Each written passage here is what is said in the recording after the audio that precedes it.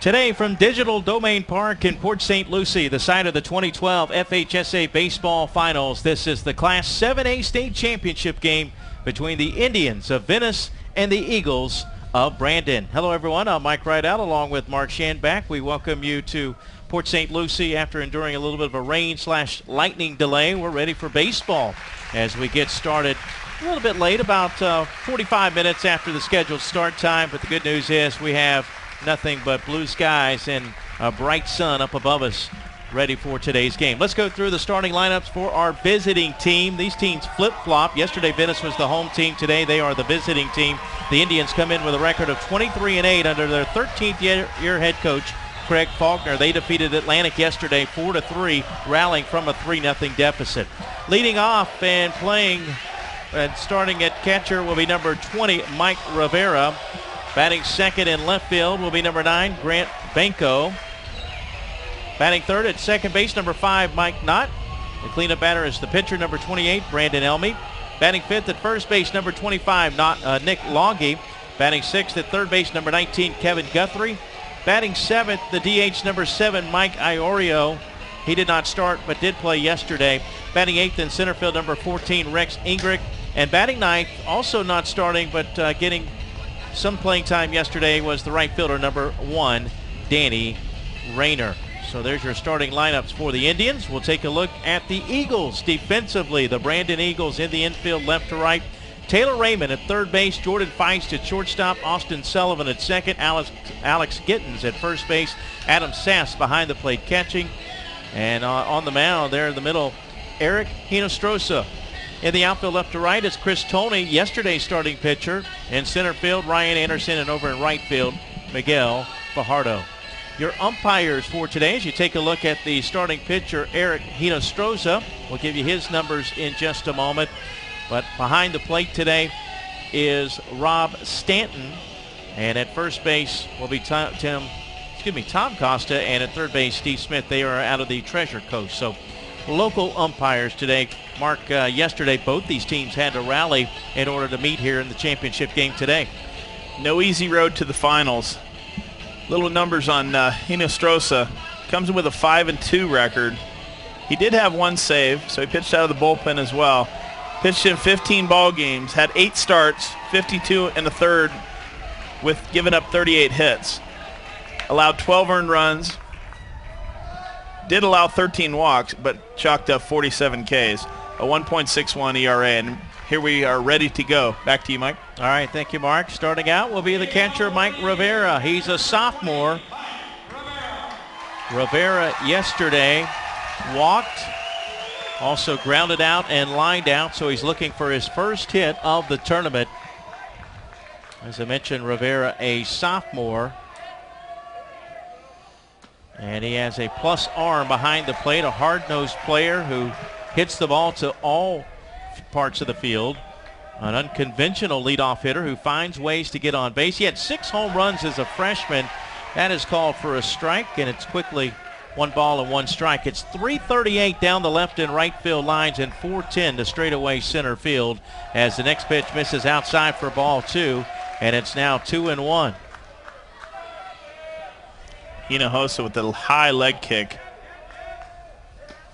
Rivera takes a strike there. Mike Rivera leading things off here in the top of the first, just underway.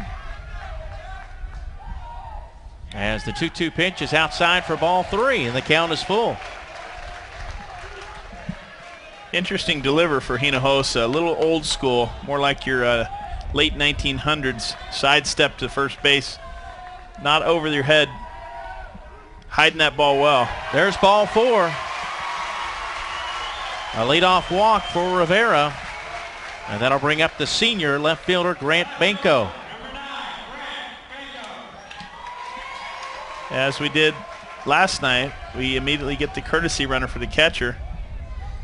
Courtesy runner, Colton Leitner. Leitner was the designated hitter yesterday.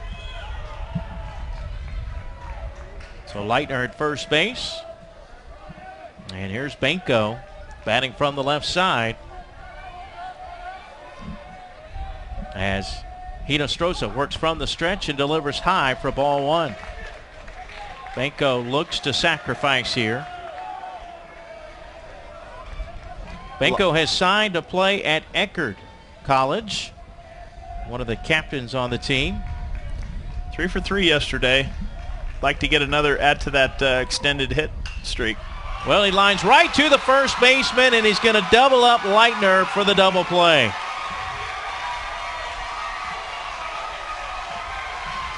Well, he hit it on the screws. Just happened to hit it within the reach of the first baseman that was holding the runner on. So 2 outs for the second baseman, Mike Knott.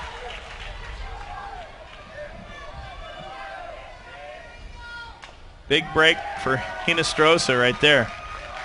That would have surely been first and third with the runner on the move. Instead, 2 outs, nobody on. Craig Faulkner shaking up the lineup a little bit. Knott batted 5th yesterday, batting 3rd today. He went 0 for 3 with all 3 ground outs to second base. He's quickly behind in the count. No balls and 2 strikes. 2 outs, top of the first. Now nobody on base, and the 0-2 pitch from Hinostroza. That one's taken down low for a ball.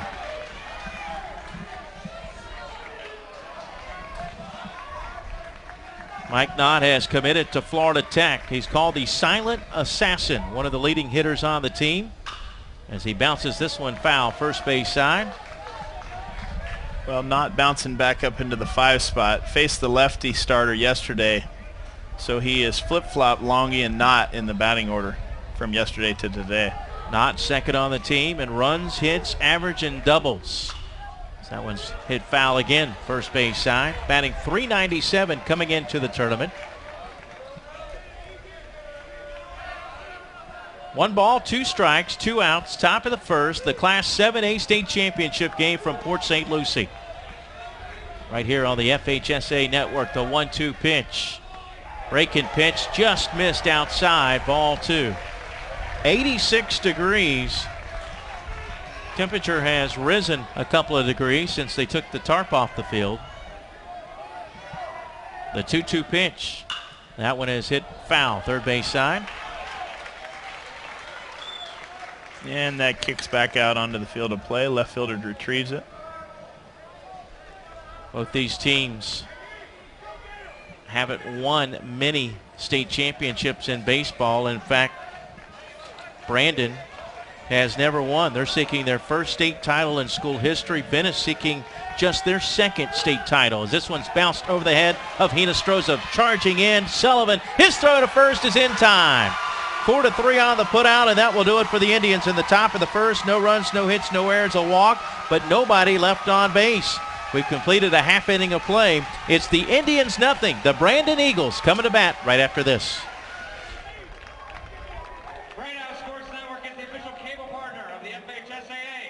Tune in to Bright House Channel 47 to see the 2012 Baseball Championship Games in classes 2A through 8A live. That's Bright House Network Channel 47 and HD Channel 1147. Also check out the baseball page on FHSAA.org for a list of championship game replays. A reminder, fans, that there are no artificial noisemakers allowed here at the Florida High School State Athletic Association Baseball Championship Finals. Please refrain from using any artificial noisemakers. Thank you for your cooperation.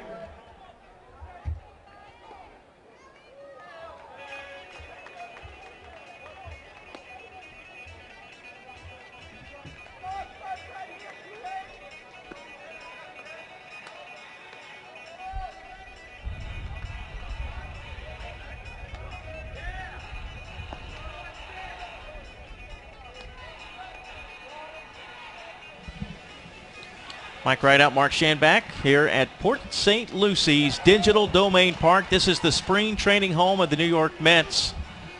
Weather delays have become the theme the last few days. This is day 4 of the tournament. No delays on day 1 when the weather looked about as bad as it could look coming into the tournament. Those games went off like clockwork. Let's take a look at the starting lineups for the Eagles of Brandon. They come in with a record of 20-8 under their 10th-year head coach, Matt Stahlbomber. Leading off at third base, number 6, Tyler Raymond. Batting second at second base, number 5, Austin Sullivan. Batting third is the pitcher, number 7, Eric Hinostroza. Batting fourth, the left fielder, number 16, Chris Toney. Batting fifth and catching, number 1, Adam Sass. The DH, number 28, Michael Caballero, bats sixth. Batting seventh in center field, number 17, Ryan Anderson. Batting eighth at shortstop, number 15, Jordan Feist. And batting ninth in right field, number 29, Miguel Fajardo. We'll take a look at the defense here in just a moment, as stepping in will be Tyler Raymond against Brandon Elmy.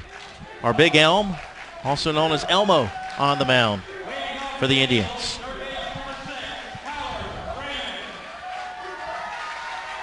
Elmy's a 6'2" sophomore. Big future for the program with him on the hill. First pitch of the inning is there for a strike.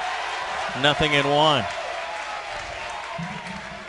No balls, 1 strike to start the bottom of the first inning. The 0-1 pitch to Raymond. That one's a fastball inside, and the count evens at 1 ball and 1 strike. There's 3 sophomores in the starting lineup for Venice. Raymond reached base his first 3 plate appearances yesterday on a couple of hits and an error. Drove in a run and also scored. Had one of 8 stolen bases yesterday. As we mentioned, both these teams had to rally for victories. Brandon defeated New Smyrna of each 7-4. They rallied from a 4-0 deficit. Venice defeated Atlantic 4-3. They rallied from a 3-0 deficit, both in the first inning too. The 2-1 pitch. That one is bounced to the right side, over to second, and can't make the play. Rounding first and going to second. Well, Raymond got caught up. Probably not a good decision there by Raymond. And they will tag him out. A little overzealous, too aggressive as he rounded. I don't think he really knew where the ball was.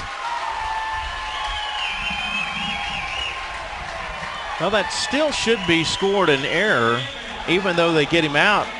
Well, they're going to give him a hit. Interesting. That ball took an interesting hop, but let's take a look at the defense. Kevin Guthrie at third, Dalton Guthrie at short, Mike Knott at second, Nick Loggy at first. Behind the plate, Mike Rivera, as Austin Sullivan checks in. In the outfield, left to right, Grant Manco, Rex Ingrick, and Danny Rayner. So rolled an infield hit, but then he is thrown out trying to go to second. This one's grounded left side. The shortstop Guthrie up with it on the first in time. And there's 2 away. Dalton Guthrie with the play going toward the bag. Showed nice footwork. Got off a great throw. So 2 outs for Hinostroza, the starting pitcher. Batting .262 on the year. Yesterday, though, had a couple of hits. Went 2 for 4 with 2 runs driven in. It's this one over to third. Everybody got a chance this inning. 1 to each fielder. Kevin Guthrie makes the play. The Eagles go rather quietly after a leadoff infield hit. No runs, 1 hit, no errors. Nobody left on base. We've completed 1 here in the 7A state championship game. Scoreless here in Port St. Lucie. Gatorade Thirst Quencher is more than just a cool bottle to have in your hands after the game. It's a product that works, helping you to train better and perform better when you play your hardest. Gatorade, is it in you?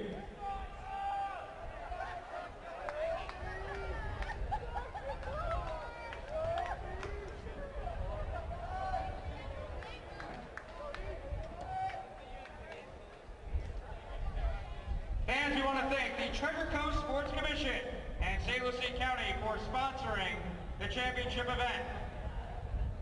Thanks goes out to the Treasure Coast Sports Commission and St. Lucie County.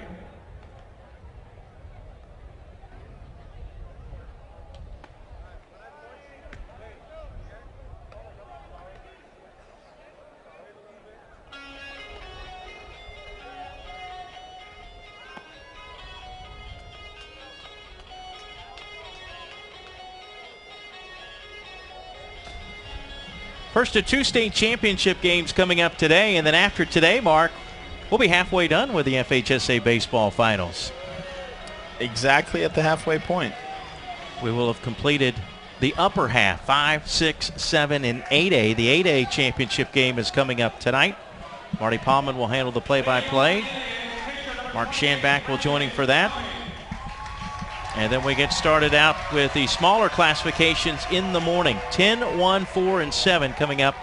You can watch all the games right here on the FHSAA network. First pitch to Brandon Elmy. The pitcher is taken high for ball 1. Top of the second inning here in Port St. Lucie. Hinostroza delivers, jams him inside, hit over to Feist at shortstop. The throw across high but in time. 6-3 on the putout, and there's one away.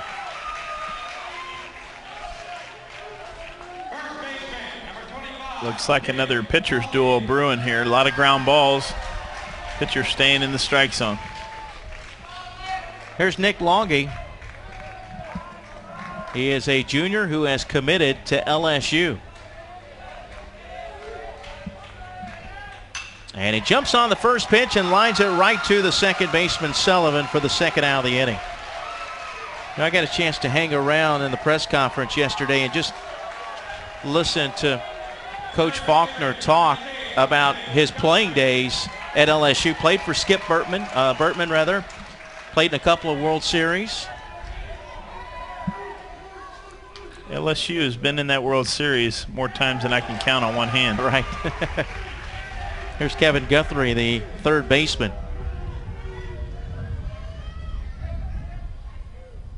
As that one is hit to left field, and that will drop in front of Tony for a base hit.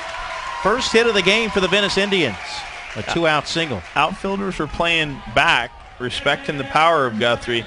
The wind is shifting a little bit. It's blowing in. Sometimes it's blowing one way. It really hasn't created a pattern just yet. So the outfield playing deeper than any outfield I've seen played this week. Chris Tony out in left field. Got the victory yesterday, settled down after that first inning, and he retired 20 of the final 22 batters that he faced. Here's Mike Iorio, another senior. Designated hitter. Iorio did not start yesterday, getting the start today. As that one is hit over to second. Oh, how about the athletic play there by the runner? Getting out of the way of the baseball. Guthrie did a I don't know what move you would call that, but it was certainly athletic. He showed some ups there, didn't he? No runs, one hit, no errors, one runner left on base. We head to the bottom of the second inning. No score between Venice and Brandon here in the Class 7A state championship game.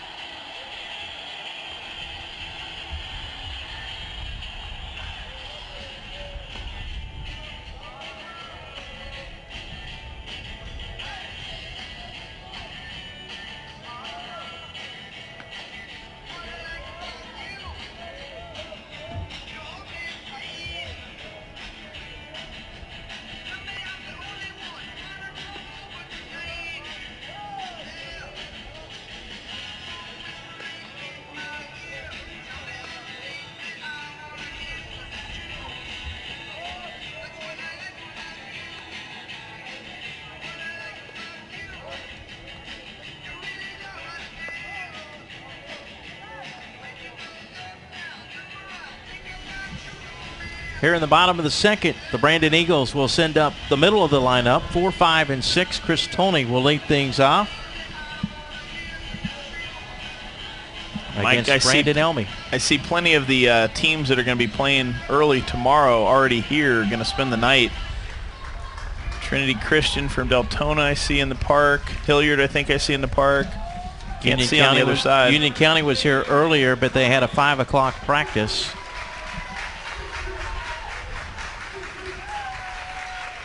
And Big Elm coming at him again. His first pitch of the inning is high for ball 1. Now, some people have nicknames that the players, they don't particularly care for him. Does he accept and like all these nicknames? Well, he's probably okay with Big Elm. But Elmo, I don't know. As long as it's not Tickle Me Elmo, I'm right. sure. He's a smart player, though. He's drawn interest from several Division I schools. Can hit the upper 80s with a slider and a change. Second year on varsity, a student of the game who actually reads a lot of books on the mental and physical sides of the game.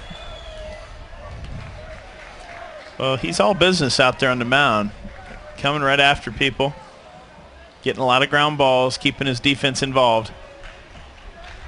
Just kind of following up on listening to Craig Faulkner talk yesterday. One of the things he talked about, too, was their approach to the championship. And he said the thing he's going to tell his team is to stay in the moment. Don't think ahead. Don't think about winning the championship. Think play to play, out to out, inning to inning. But he said one of the things that he drew upon with his days at LSU was playing the game the right way, as that one's lifted into right center field. That's going to drop for a base hit. Second hit of the game for the Brandon Eagles.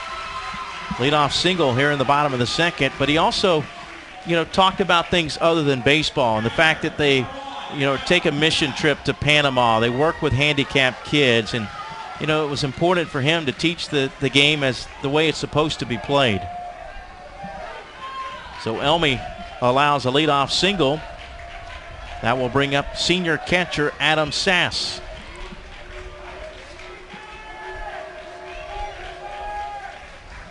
And Sass jumps on the first pitch. That one is hit straight away to center field. Back goes Ingrick. He'll make the catch for the first out of the inning. Mike, you mentioned Coach Faulkner. I actually played at Valdosta with his brother, Kevin, and I'm hoping Kevin's somewhere in the ballpark here today. I looked for him before the game.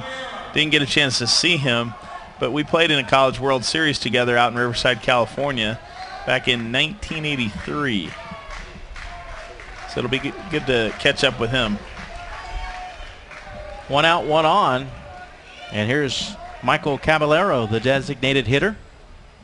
Fastball grounded through the right side. That's a base hit. Rounding second, Tony headed for third. The throw is cut off. Runners on the corners with one out. Well, nothing fancy. Kind of a Texas League base hit into right field, and now a ground ball that gets through the infield creates the first and third situation, hitting behind the runner. Chris Tony calls timeout over at third base. He's got to stretch out those legs. Maybe got a little shaken up going into the bag. Got his hands on the knees now as he dusts himself off. Tony yesterday pitched a 2-hit complete game. The 4 runs he allowed were unearned.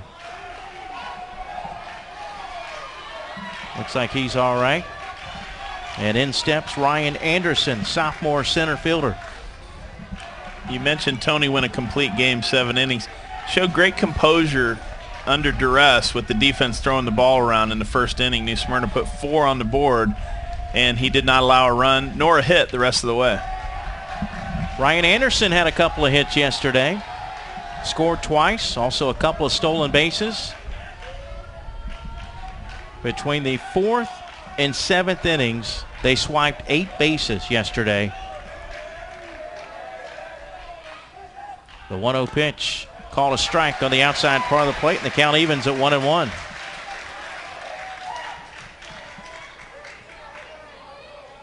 This Venice team, very well disciplined. You can tell they're prepared for just about any situation. It's first and third. A lot of times there'll be a pick move.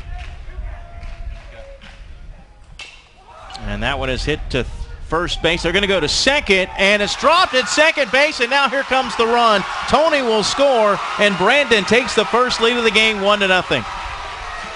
Well, Longy checked the runner at third to make sure he wasn't breaking and had to play it at second base. Unfortunately, Dalton couldn't hang on to it as it was even with the bag. I think the breaking runner going home caused Dalton to take his eye off the ball slightly to check the runner, and was not able to squeeze it as it hit his glove. So that's the first error of the game. And here's Jordan Feist. Well, Longy playing behind the runner at first. Time is called. Feist also had a couple of hits yesterday. Well, Feist hitting lower in the order with third baseman back with Guthrie. Kevin Guthrie back. He may drop a bunt down here. You just never know. And that one's grounded to the left side. And a good play to tag out the base runner, but no play to first. Good play by the other Guthrie, Kevin. Well, something Kevin did there that is really an aggressive play. Instead of waiting for the runner to come to him, he attacked the runner, forcing him to back up, which gave him a potential chance to throw the runner out at first, but the fast runner was smart to hold the ball. Yeah, you don't want to make another error, throw the ball away. First and second, but now 2 outs for the number 9 hitter, Miguel Fajardo. Fajardo with a couple of sacrifice. Check swing, one hopper to the first baseman, steps on the bag to end the inning. But the Brandon Eagles strike first with a run on a couple of hits. There was also one error, and 2 runners were left on base. We've completed 2. Brandon 1, Venice nothing here on the FHSAA network. Please visit c2cschools.com, the official sports management system of the FHSAA, for all of your school and sports information. C2C provides parents, students, and fans with schedules, scores, rosters, pictures, driving directions, and much more. Visit your school on c2cschools.com today.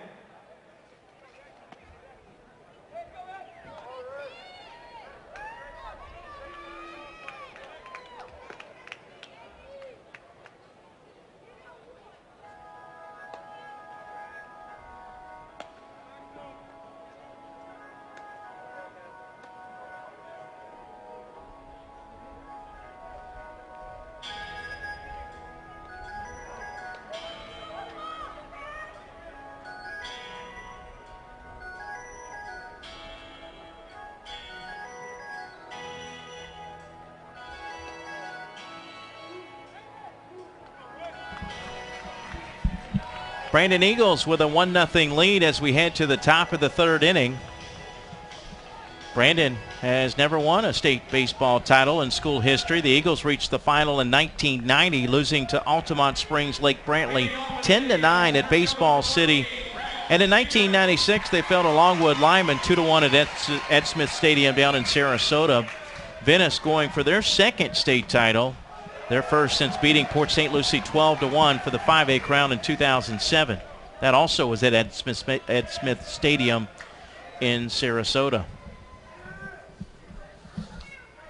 8-9-1 for Venice. Rex Ingrick hits one deep in the hole left side, and the shortstop Jordan Feist was going to be a tough play even if he fielded it, but then slipping down, it might be a little wet there on the grass. It might have been outside the camera view, but a nice little gamesmanship over there by the first baseman for Brandon. He jumped up acting like a decoy that the ball had gotten away, as the runner wasn't sure where that the fielder had slipped. Pulling out all the little tricks here in the state championship game. First pitch to the next batter, Danny Rayner, the right fielder, taken for a ball, 1-0. So an infield hit for Ingrick, 2nd hit of the game for the Venice Indians. Alex Giddens is being DH for us, so he's doing everything within his potential to help his team. That's bunted fair territory. The catcher having trouble with it, but Adam Sass finally able to pick it up and throw him out. Sass looked like he was holding a hot potato there. Dropped it once, dropped it twice, stayed with it, and still got the force out. So that was creatively colorful there, but it went down as a successful sacrifice. Had he kept it on the first hop, he probably has a play at second base. Got out there quick.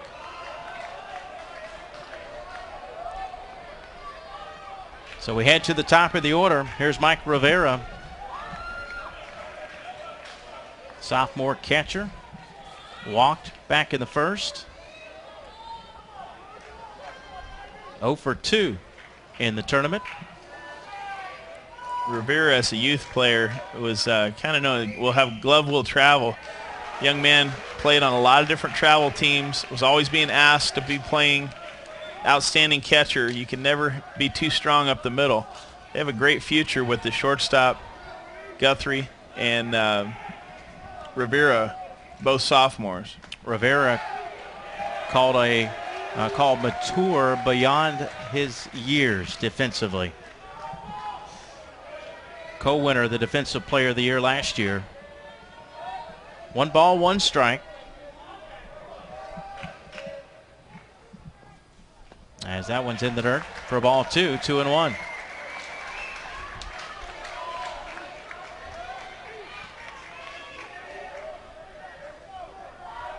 Top of the third, Venice trailing 1-0. Class 7A state championship game here in Port St. Lucie popped up. Back to the seats. It will get out of play. And the count evens at 2-2. Coach Faulkner's a thinking man's high school coach. He's using his catcher as his leadoff because he does get on base a lot. Not for his wheels, but since he has the availability of a courtesy runner, he can get the speed on the bases once Rivera successfully reaches base.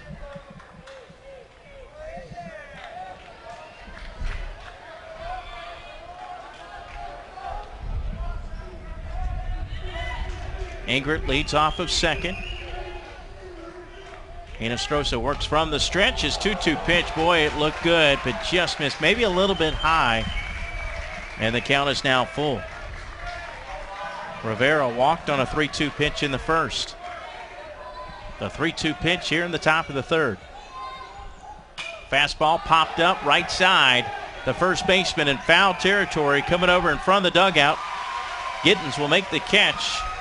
And there's 2 away. 2 outs for senior Grant Banco.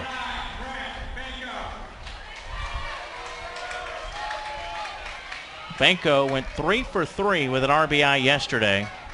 Would have had a hit in the first inning had line drive not been snagged by the first baseman holding the runner on. First pitch way outside. Nice stop by Sass. Ball 1. If I'm paying attention at all, I'm going to throw 3 more pitches just like that to Banco, the way he's hitting the ball. Keeping it away. I don't care if he takes first base with a free pass right here. Banco has really come to life, in particular in the playoffs prior to the semifinals when he went 3 for 3. He had 2 big RBIs in each of the 2 semifinal and final regional games. Smart player who works hard day in and day out. 2-year varsity starter in left field. 1-0 pitch, another one way outside. In fact, this time it's a wild pitch, and that will allow Ingrick to move to third. Well, Mike, when I said just like that, I meant within reach, of course. Yeah. Banco coming into the tournament batting .303.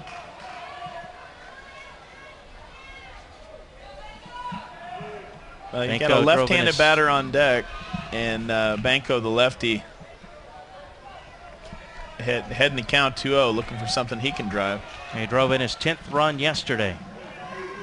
The 2-0 pitch. Another pitch way outside, ball 3.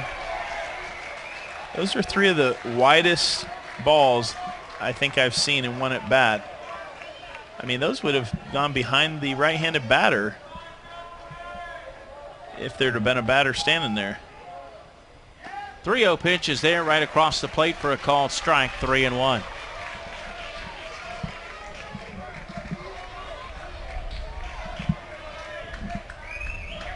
The 3-1 pitch.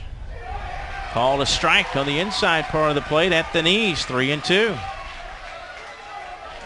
Hinostroza battling back from a 3-0 count.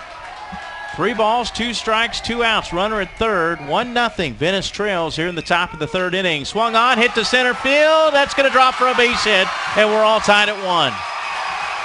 Take it to the bank, though. That's right. Big RBI single for the senior as the other senior, Ingrick, scores on the play. And how big was that wild pitch now? It's possible he would have scored anyway on the single, but it would have been a play at the plate, so they at least would have had a shot. Here's Mike Knott, the second baseman. as the first pitch is taken outside for ball one. 1 run, 3 hits, 1 error for Venice. 1 run, 3 hits, no errors for Brandon.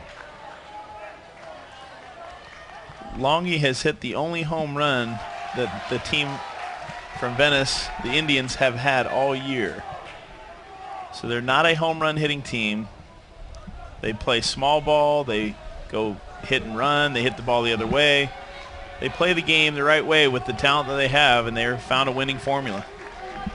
Mike Knott coming into the tournament batting almost 400 as he pops this one up left side. The shortstop Feist goes back, but he's called off by left fielder Chris Tolney, who will make the catch for the third and final out. But in the inning, the Indians tie the game with a run on a couple of hits. There were no errors, and 1 runner was left on base. We head to the bottom of the third. Brand new ball game, 1-1 here in Port St. Lucie. The Florida Ice Athletic Association recognizes its corporate partners who will make the FHSAA Baseball Championships possible. Team IP, the official merchandising company of the FHSAA. Gatorade Thirst Quencher, Is It In You? Pinch a Penny Pools, patios and spas, the perfect people for a perfect pool. Sports Authority, your baseball authority. Balfour, makers of official FHSAA championship rings. Glossy Finish, the official photographer of the FHSAA. Filter, the ultimate surface experience. Florida Virtual School, online education, anytime, any place, any path, any pace. Sun Sports at FSM Florida, the exclusive television home to the FHSAA Finals. Bright House Sports Network, the official cable partner of the FHSAA. And Batted, who supply the official baseball for the 2012 FHSAA Baseball Finals.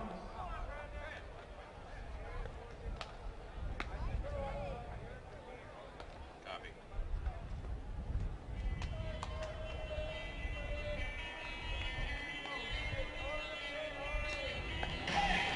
1-1 here in the bottom of the third inning of the Class 7A state championship game. Coming up next, it will be the Class 8A championship game. A couple of nationally ranked teams. Spruce Creek, they looked good yesterday in an 8-0 win over Timber Creek. Miami Columbus got by Palm Beach Gardens 7-4. So it's Spruce Creek and Miami Columbus coming up next here on the FHSA Network. Scheduled to start at 7:05, but because of our late start here in this one, we could start a little bit late. Eagles will send up the top of the order against Brandon Elmy as Taylor, keep wanting to call him Taylor, Tyler Raymond leads things off.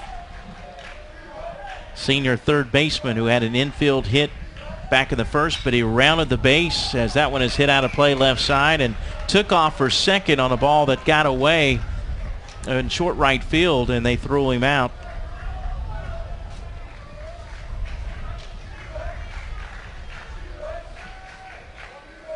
A 1 delivery. Popped up. Left side. And now getting back to the seats. Nice catch by the fan right behind the third base dugout. Brandon fan with some hands. Must be an alum. Probably played center field last year on last year's club. Got the Brandon students, it looks like, maybe. No, some of them aren't students. Well, maybe. I could never grow a beard in high school. That's what I say. Must have been an alum. Wow. The 0-2 pitch was right down the middle, but called a ball, 1-2.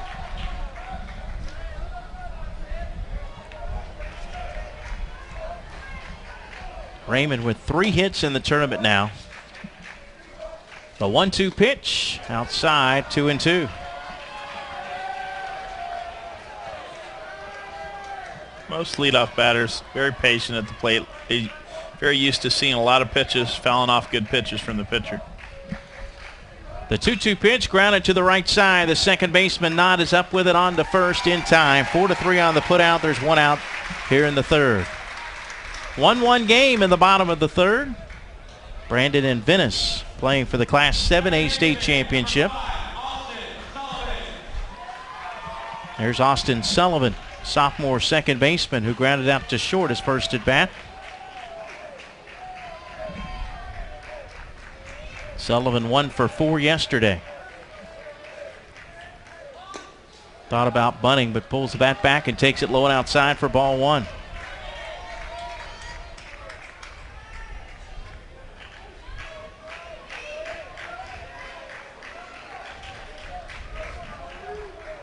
The 1-0 pitch. That one hit over the head of Elmy. The second baseman Knott is there, and his throw to first is in time. 4-3 on the putout, and there's quickly 2 away. Very nice play. Throwing off 1 foot. They had to get rid of it quickly. Brandon Elmy looking for his first 1-2-3 inning. Yesterday, Brandon banged out 13 hits in the win. Tyler Raymond, Eric Hinostroza, Adam Sass, Ryan Anderson, Jordan Feist all collected 2 hits. Here's Hinostroza. 0 for 1 with a ground out to third.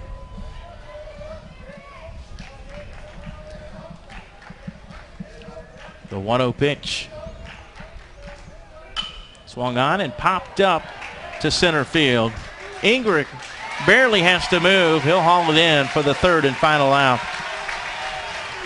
A 1-2-3 inning here in the bottom of the third. We head to the fourth. We're still tied at 1. Brandon and Venice for the Class 7A State Championship here on the FHSA Network.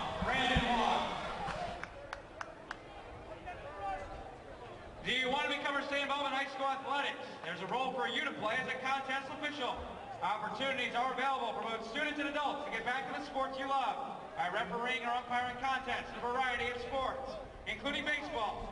Visit becomeanofficial.org to learn how you can register as a contest official with the Florida High School Athletic Association.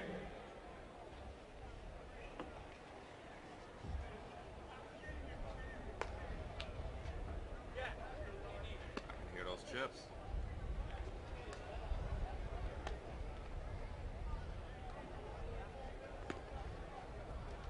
Fans, Glossy Finish wants to remind you can see all the action photos of your team from your seat. By using your iPhone, you can turn on your Wi-Fi settings, choose Photo Viewer, and follow the directions. You can always visit glossyfinish.com. Welcome back to Digital Domain Park in Port St. Lucie. Spring training, home of the New York Mets. Mark, I don't know if you've taken the time just to walk around the facility and look at some of the former players that have played for the Mets. Pictures that they have up here at the ballpark. I'm sure they had during spring training they had a big tribute to Gary Carter.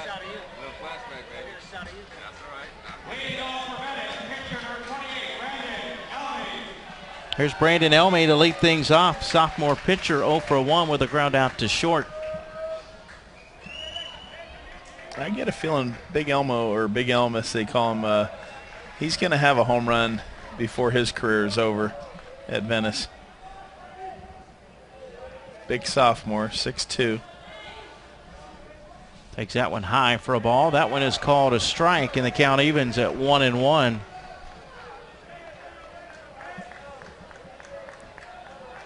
Big Elm second on the team with a .364 average. He actually does have one of their 2 home runs this year. Leads the team with 19 runs batted in coming into the tournament. The 2-1 pitch inside brushes him off the plate a bit. 3-1. I misread the stat sheet. Thank you, Mike. I thought that last line was their total, but it is Brandon Elmy listed at the bottom. Yeah, he has one of their 2 home runs. The other home run is by Nick Longy. There's ball 4. A leadoff walk. Second walk issued by Hinostroza. We should get a courtesy runner here for the pitcher now. And we will. Ryan Miller will now be running for the pitcher as a courtesy runner. Number 17, Ryan Miller. Ryan Miller, a 6-foot sophomore. As Longy comes to the plate. Nick lined out to the second baseman in the second inning. So a runner at first with nobody out here in the top of the fourth. 1-1 game here in the Class 7A State Championship. Outfield bunch toward the gaps. That one hit foul. He squared the bunt. Looked like he was sacrificing of sorts. Wasn't your classic sacrifice, kind of squared late. Hinostroza from the stretch. The 0-1 pitch is lined back to the seats, 0-2. Based on that swing and the late square, that might have been an attempt to bunt for a base hit on the first strike. Down 0-2 quickly now. Longy, a junior who has committed to LSU. Quick hands as he hits this one to short. Well, I thought the third baseman was going to get it, but Raymond stepped in front of Feist. It went to Feist, the shortstop, but then he had no throw. That's going to be an infield hit. And I'm sure just that little bit of a hesitation or distraction, Mark, was enough to prevent Feist from throwing him out. Well, I think the communication there was the problem, and the momentum coming across as Raymond cut in front. I think he was afraid to throw, that he would hit his third baseman in the head with the ball. He blocked him from being able to make the throw. So 2 on with nobody out for Kevin Guthrie, the third baseman. He looks to sacrifice, and he lays down the bunt. Only one play for Hinostroza. That's to first base. Runners will move up to second and third as the senior gets the job done. Gets a hand from his teammates as he comes to the dugout. So 1 out, 2 in scoring position. And that'll bring up Mike Iorio.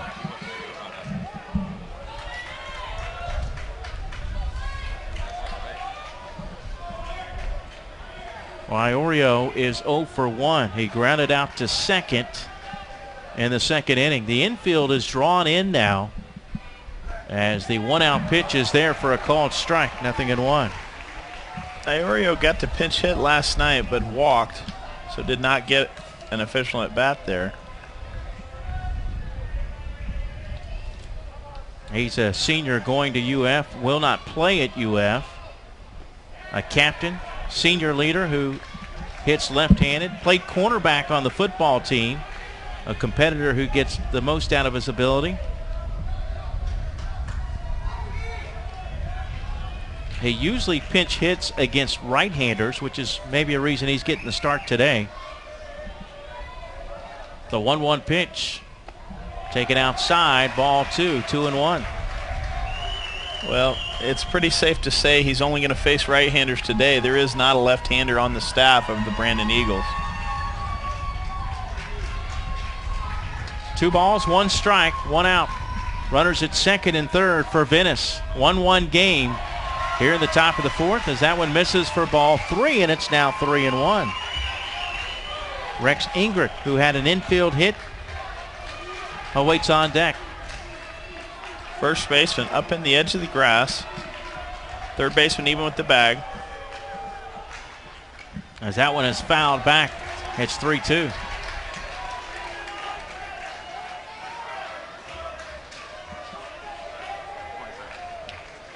Middle infielders playing just past the baseline. Iorio batting .261, 4 runs driven in, 6 hits on the year, and 23 at bats. The 3-2 pitch, that one is hit foul, first base side.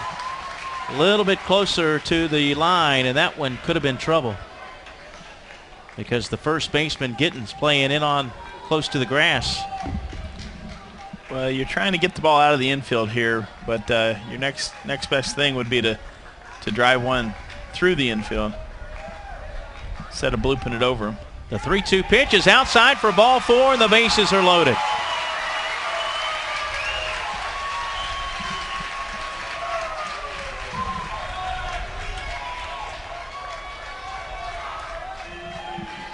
So Iorio at first base. Longy over at second. And the courtesy runner Miller is at third base. But we're going to have a conference on the mound. Coach Stahlbaumer sees that this could be a turning point in the game. Wants to make sure everybody's on the same page for all the different potentialities. Suicide squeeze. How are we going to turn double plays in the middle? Are we going to play back? Is everybody coming home with the ball? A lot of decisions to make right here. number one, make sure our pitcher's going to throw a strike. You got to get out. You got to get a strike one in there. Third walk issued by Hinostroza.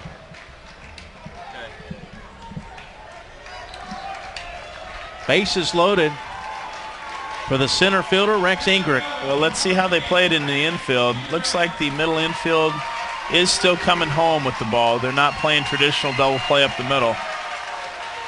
Corners are even with the bag. Play is at the plate on the ground ball. The 1-out pitch up high, ball one. No room for Ingrick. Bases loaded. Full of Indians. Outfielders in left and center shallow, looking to throw somebody out at the plate on a fly ball. And this one's chopped to the right side. The first baseman doesn't know where to go. He goes to first, and the second baseman, Sullivan, wasn't on the bag. He was moving in that direction, but his momentum carried him away from the bag, and everybody is safe. A run scores, and Venice now leads it 2-1.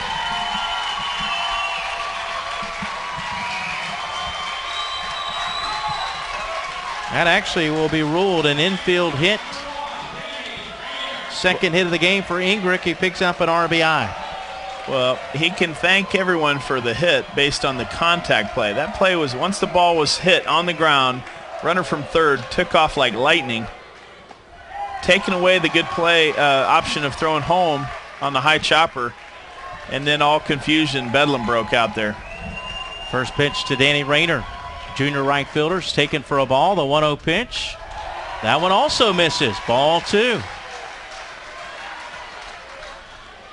Well, Mike, that just goes to show you all it takes is a moment's hesitation of not doing your job, and all things can break down. Second baseman was expecting the play at the plate. By the time he realized that wasn't going to happen, it was too late to get back to the bag. In your opinion, should Gittins at first should have come home? You don't play the infield in if you're not going to try to do that. In my opinion, that would have been the right play, but it would have been a close play anyway. It's going to be another tough play as the ball was slowly hit down the right first base line, Hinostroza, though, able to get to it, and he gets it to Sass at home plate for the force out. Now, the difference there was the runner on third did not get as good a jump as in the previous play, and he had an easy play to flip the ball to the catcher. The old 1-2 fielder's choice. So Longy retired. Iorio to third rather. Ingrick to second. Rayner at first. Bases loaded. Here's Mike Rivera as we head to the top of the order.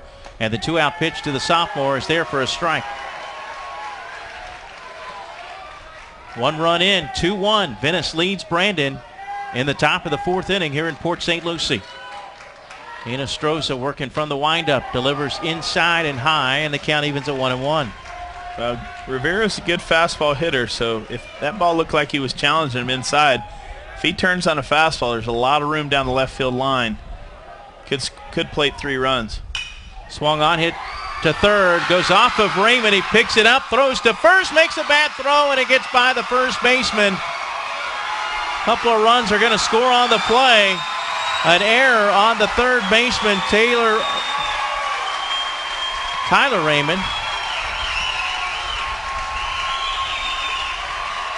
And that will give the Indians a 4-1 lead.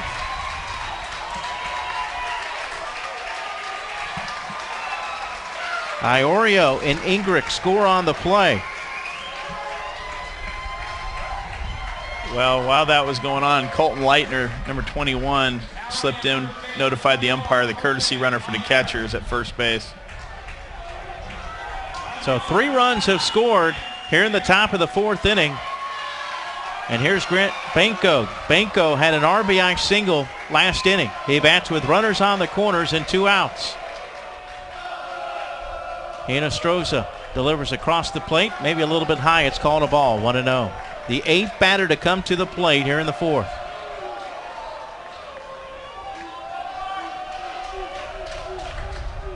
So we've had an error and a mental error that have led to these runs. There's a strike on the inside part, 1-1.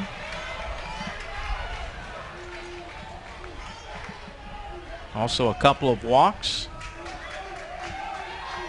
Both the hits this inning have been infield hits. The throw to first is not in time.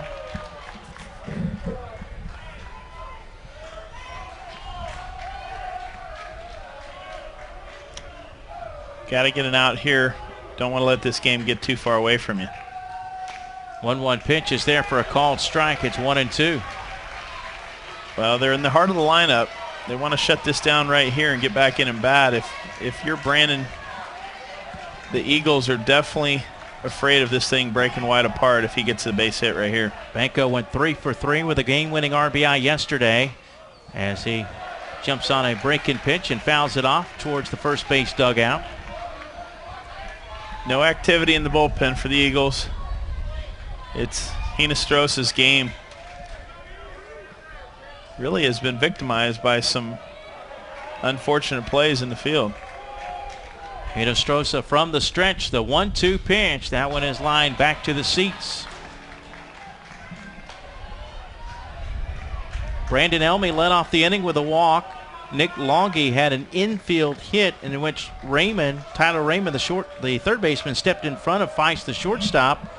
Feist, by the time he got the ball, had no play. After a sacrifice bunt to put runners at second and third, Iorio walked to load the bases. There goes the runner to second.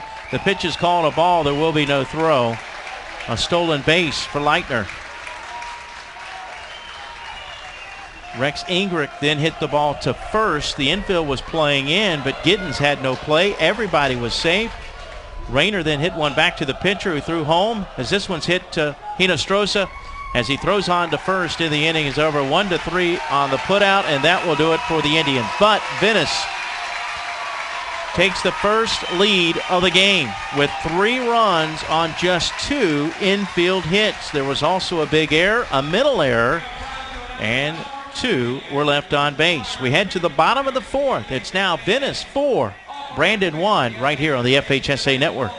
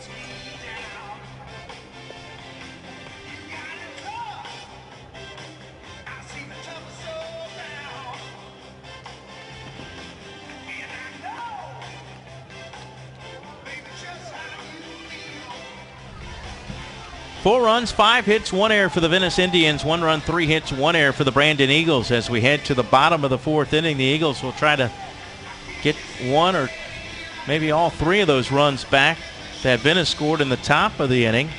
Eagles will send up the middle of the order Chris Toney, Adam Sass, and Michael Caballero. 4, 5, and 6, all seniors coming up against Brandon Elmy. Port St. Lucie's Digital Domain Park. 338 down the lines, 410 to straightaway center. Still only 1 home run hit in the tournament. That was by a number 9 hitter in the order, and it was a game winner too. That seems like 2 weeks ago, doesn't it, Mark? It does seem some time ago. It was hit in the top of extra innings. That's right. Against, well, actually, no, the one of the top pitchers in the state had come out at that point for Jesuit. Yeah, McCullers was out. 1-1 pitch to Toney. Misses for ball 2, 2-1. Chris Toney, complete game pitcher from the semifinal winner. Pitched a 2-hit complete game. The 4 runs he allowed were all unearned. He fouls this one back, and that will even the count at 2-2. Toney at the plate did not get a hit, so that was his first hit of the tournament in the 2nd inning. 1 of 3 hits for Brandon. seeking their first state title in school history. The 2-2 pitch. Swing and a miss. He struck him out. That is the first strikeout of the game for Brandon Elmy.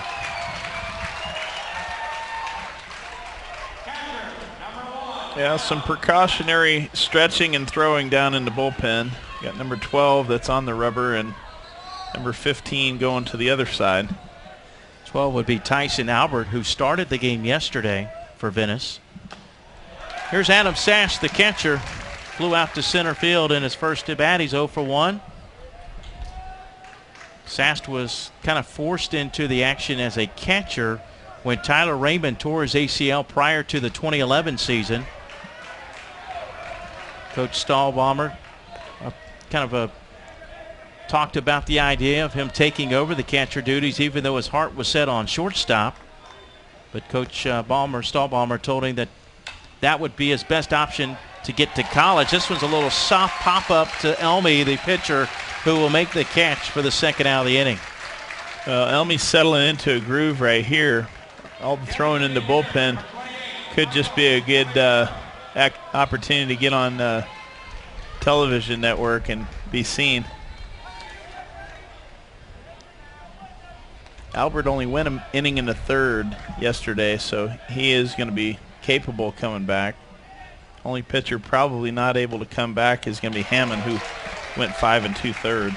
First pitch to the DH, Michael Caballero, is called a strike. Caballero 1 for 1 with a single to right.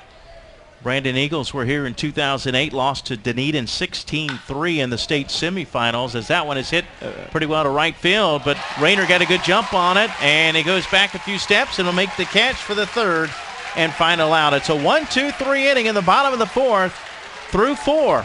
Our score remains 4-1. Venice on top of Brandon in the Class 7A state championship game here in Port St. Lucie. Individual medallions and team trophies will be presented to the runner-up and championship teams on the field immediately following the conclusion of tonight's championship game. We encourage you to stick around and join us as we recognize the players and coaches for both teams. Guys, let's keep it up. Let's keep it going. We got 3 more innings. Let's go. Yeah, it's going all right. They're not stringing it out, not stringing it out. Yeah, exactly. Yeah. Hopefully the second game will start earlier than they thought. Yeah. We're talking about 8:40. 8:40.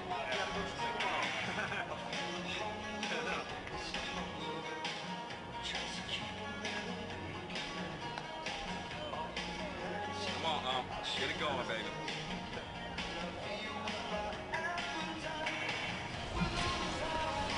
We head to the top of the 5th. Venice will send up 3, 4, and 5 against Eric Hinostroza. Venice with 1 in the 3rd, 3 in the 4th. Brandon with 1 in the 2nd. 4-1 Indians leading the Eagles as we head to the 5th. Mike Knott will lead things off. He's 0 for 2. A ground out to second and a pop-up into left field. A senior, one of 5 seniors in the starting lineup for Venice. Venice has a great blend of senior experience and talented youth. First pitch of the inning is called a ball, 1-0.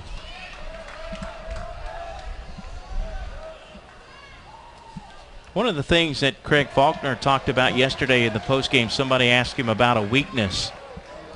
And he said, our weakness was the hitting at the bottom of the lineup, but that's starting to come around now. In fact, if you look just today, Rex Ingrick, who bats in the 8th spot, is 2 for 2. Rayner had a big sacrifice in the 9th spot. And Iorio walked and scored in the 7th spot today. 1-2 now to Knott.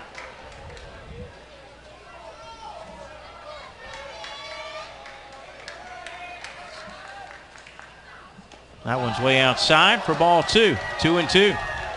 Well, when Hinostroza is off, he's way off, I tell you. Just a bit outside. Throwing a few balls beyond the batter's box on the first base side. The 3-2 pitch swung on and popped up high in the air in foul territory. The first baseman, Gittin, says he has it, and he makes the catch in front of the bullpen for the first out of the inning. That'll bring up the pitcher, Brandon Elmy. The sophomore 0 for 1. He grounded out to short and also walked. Miller, who came in to run for him, scored what was the go-ahead run, as that one is lined into left field for a base hit. 6th hit of the game for the Venice Indians. After no hits in the first inning, they have gotten at least one hit in every inning since. We'll see Ryan Miller run for the pitcher Elmy again. And that will bring up first baseman Nick Longy, who is 1 for 2. And he jumps on the first pitch, hits it to short. They go to second for 1. Back to first, they throw it away, way over the head of Gittins. But it ricochets off the wall to keep the runner at first. 6-4 fielder's choice.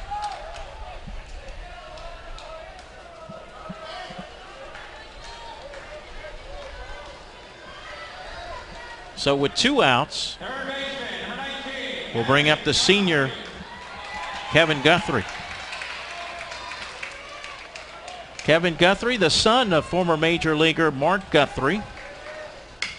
He jumps on the first pitch, hits this one out to left field, but on the run to his left, Tony hauls it in for the 3rd and final out. No runs, 1 hit, no errors, 1 runner left. Venice has stranded 5 through the last 4 innings, but they have a 3-run lead. Venice 4, Brandon 1 here on the FHSA Network. Satisfaction. He's been able to offer its knowledge and assistance to millions throughout the Southeast. Pinch a penny, the perfect people for the perfect pool.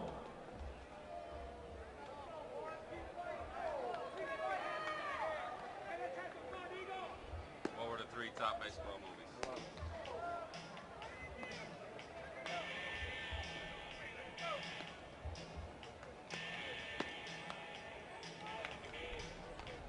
What were the 3 top baseball movies? Oh,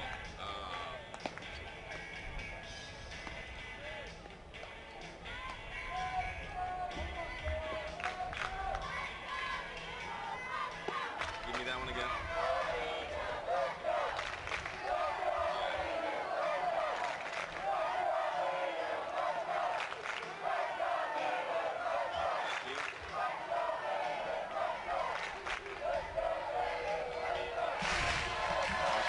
A chant of "Let's Go Eagles" heard during the break. Brandon trailing by 3 runs as we head to the bottom of the 5th. They'll send up the bottom third of the order. Yesterday, Brandon trailed 4-0 at the end of 1 against New Smyrna Beach. In fact, it was really from one end of the spectrum to the other, because Brandon in the top of the first of that game had the bases loaded with nobody out and failed to score. And then they gave up 4 runs in the bottom of the first inning.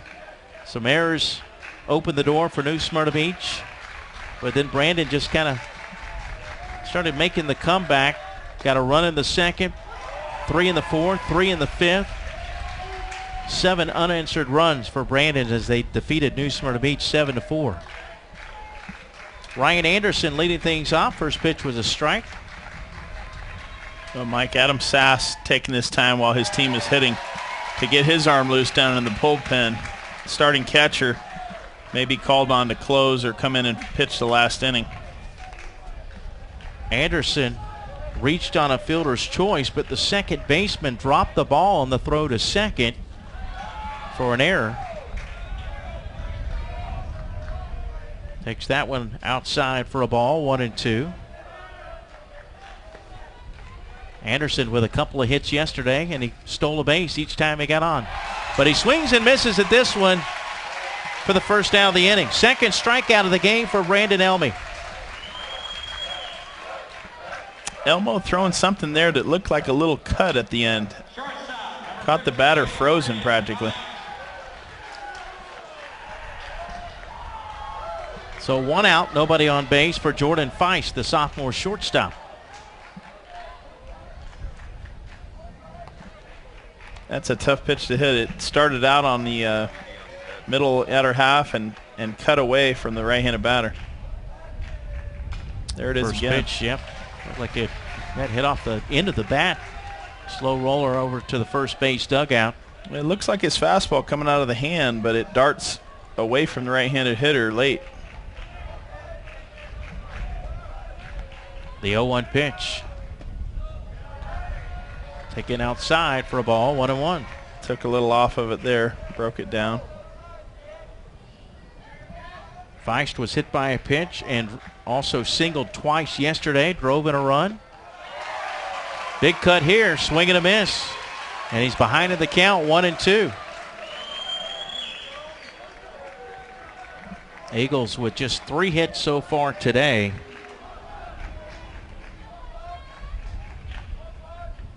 As that one is hit foul and now hooking out of play right side. We also see some action in the bullpen for Brandon. A right-hander warming up. Now that's yesterday's starter, Albert, staying loose down there, but I'm impressed with the Big Elm. Well, that's over in the Venice bullpen. We've got a right-hander over here in the Oh, that's what I mentioned earlier. That's the starting catcher. Okay, getting I got loose. you. All right. While his team's hitting, it's his only opportunity to warm up. Adam Sass in the bullpen throwing. 2 balls, 2 strikes. The 2-2 pitch. That one is hit the opposite way down the right field line. That's going to drop for a base hit. A 1-out single for Feist, the number 8 hitter in the order now with his 3rd hit of the tournament.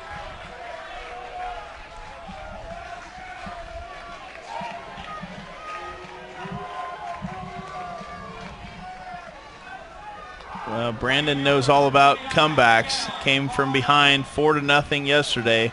Down 4 runs in the first inning to New Smyrna. Fought all the way back. Got 3 runs in the 4th, 3 runs in the 5th. Take a lead. As the first pitch is hit into right field, that's a base hit, back-to-back singles, and here come the Eagles. The tying run will come to the plate as we head to the top of the order.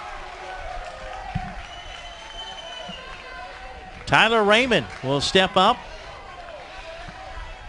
Raymond, a hot hitter from yesterday, 2 for 5 with 2 RBI. What's he done today, Mike?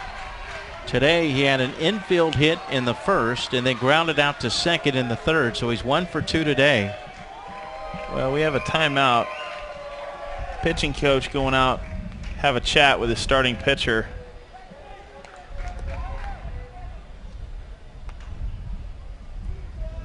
And now we have 2 men up in the bullpen for Venice.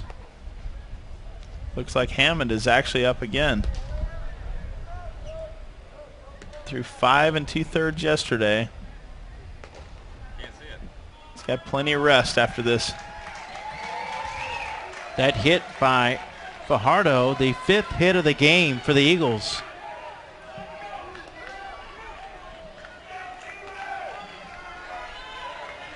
Well, Coach Faulkner decides to go to the bullpen. He's got a tough decision to make. Both men outstanding pitchers.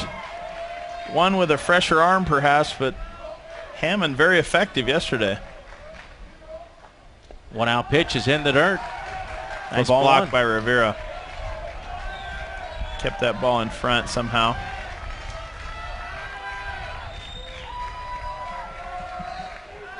Double play in order. Pitcher's best friend would put everything to rest. Ground ball right here, right at somebody, could turn 2. First baseman playing back deep behind the runner. 1-0 pitch. That one hit up the middle. That's through for a base hit. Tyler Raymond may drive in a run. We had a slight slip coming around third, but Feist is going to score on the play, and it's now 4-2.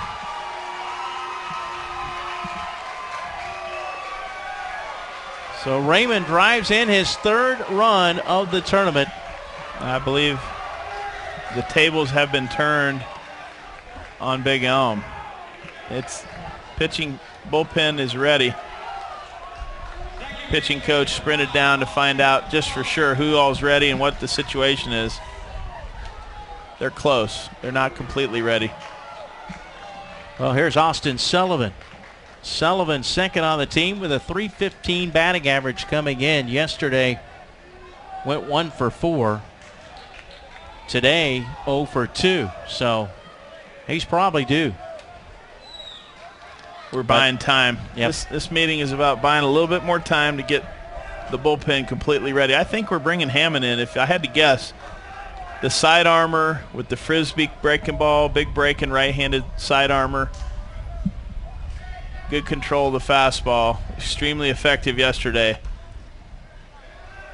Interesting enough, Mike, I threw from that angle most of my career, and it is a lot less stressful on your shoulder, your elbow, everything else. Okay. Well, first opportunity is going to be to Albert, though. Albert comes in. Big applause for Big Elmo. Elmy pitches 4 1/3, allows 6 hits, 2 runs so far, responsible for the 2 on base. He didn't walk anyone, and he struck out 2. Well, Tyson Albert, the junior right-hander, coming on now, only walked 3 batters all year. But how many walks did he have yesterday, Mike? I believe it was over 5. It might have been 5. So he was uncharacteristic in his outing. Maybe the jitters got a little bit to him, but just wasn't comfortable out there. All right, once again, the numbers on Elmy, 4 1/3. He has allowed 6 hits so far. They've only got 4 up on the scoreboard, but he has given up 6 hits. 2 runs so far. He's responsible for the 2 on base. He didn't walk anyone and struck out 2.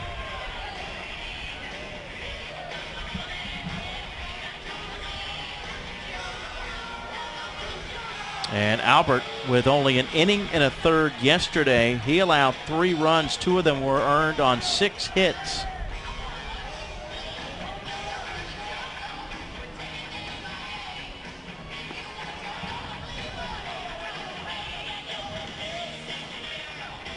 So someone has fallen asleep over on the scoreboard because they have 4 hits up on the board, but that is in fact the 6th hit of the game. 3 of them have been in this inning. In fact, they've been back to back to back. And now we have a new pitcher who we saw yesterday will try to work out of a jam.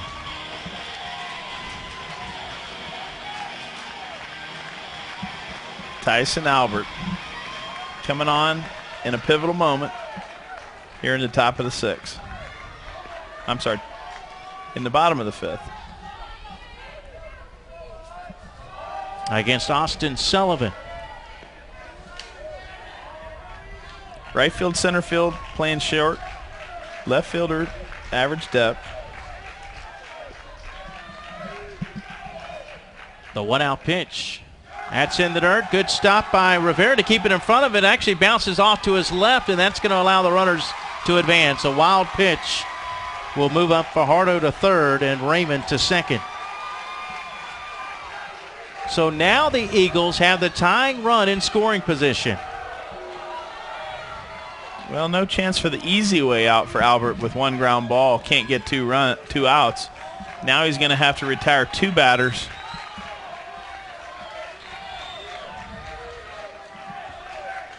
Infield, though, playing back with 1 out.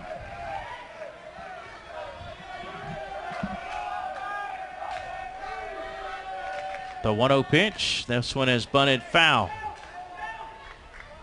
So I'm guessing that the Indians will give up a run here for an out by playing back. Is that what you think too, Mark? Well, the setup is definitely they're trading it out. They'll give up 1 run rather than play infield in and chance that a ball squeaks through and you give up 2 runs and now the game is tied. So corners up at first base and third, back in the middle. You're really hoping for a pop-up or a strikeout right here. The 1-1 pitch. Again, outside of the dirt, but another good stop by the sophomore catcher, Rivera. Well, I'm not sure how comfortable Coach Faulkner is right now with the overall setting. His starting pitcher from yesterday didn't do well yesterday. No telling how much of that's lingering in his mind. He's trying to calm his nerves. First baseman came in and gave him a pat on the behind, said, "Hey, you're all right, let's go." Uh-oh. Timeout. Coach has seen enough. To the mound. He's going to make the change. Sometimes you just have to go with your gut. When you're managing, you get a certain feeling, and if that feeling isn't a good one, you got to make a change. So Tyson Albert throws 3 pitches and comes out. Well, he just didn't look sharp. Yeah. And in this situation, you need somebody that's painting strikes, not bouncing balls 2 feet in front of the plate, especially with the runners at third. Mike Rivera blocked 2 out of the 3 pitches he threw to the plate. So the new pitcher will be Cooper Hammond, who was very effective yesterday. Hammond, though, you wonder how many he can throw, because yesterday Hammond pitched 5 2/3. Now he allowed 2 hits, no runs, didn't walk anybody, and struck out 3. Now Hammond's what you call a deception pitcher, throwing from down almost submarine. He's not a velocity guy that's going to have to worry about putting super wear and tear on his arm. He could probably throw 3 days in a row like that. A lot of relievers, very comfortable. The fact that he threw 5 2/3 is a little concerning, but the adrenaline's flowing so harsh right now. Right. He's not going to feel any pain, and he has plenty of rest beyond today to let his body recoup. There is no tomorrow. Cooper Hammond got the win. He's now 10-1. He leads the team with 5 saves. But you're right, there is no tomorrow. So Hammond asked to come in and work out of the jam here in the bottom of the 5th inning. 1 run in for the Brandon Eagles. And the tying run in scoring position. Well, we saw a similar feat happen in the other classification where a pitcher got the save and the win, did we not? Can't recall who that was. Oh, in the semifinals, and then came back to pitch in the championship? That is correct.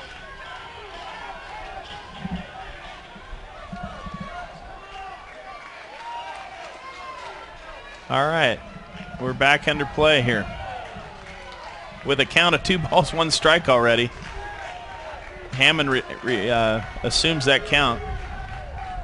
The 2-1 pitch. Swing and a miss, strike 2. That's what you want to see out of your reliever, coming right after hitters, giving yourself a chance to make a defensive play.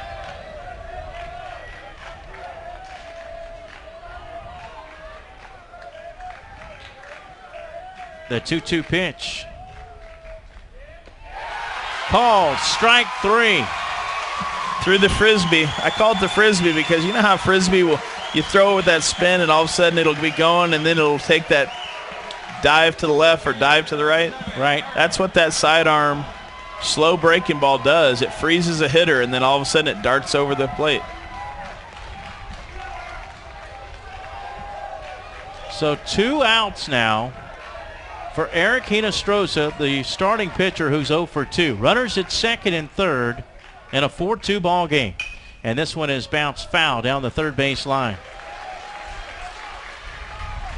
Fajardo is at third base. The tying run, Tyler Raymond, is at second. Bottom of the 5th here in the Class 7A state championship game. You do have a base open, so he can pitch carefully to Hinostroza. The 0-1 pitch. Well, it was set up outside, but the pitch came inside and across the plate, but called a ball, and the count evens at 1-1. Mikey Rivera there did a good job of framing that ball, making it look better than it really was. 1-1 pitch, low and inside, ball 2, 2-1. Hinostroza did have a base hit that drove in 2 runs yesterday against the Barracudas. It would appear right here their decision around Hinostroza is we're not going to let this guy beat us. We're not throwing a ball down the middle of the plate. He's going to have to hit our pitch. The 2-1 delivery. This one is hit foul again, third base side, 2-2.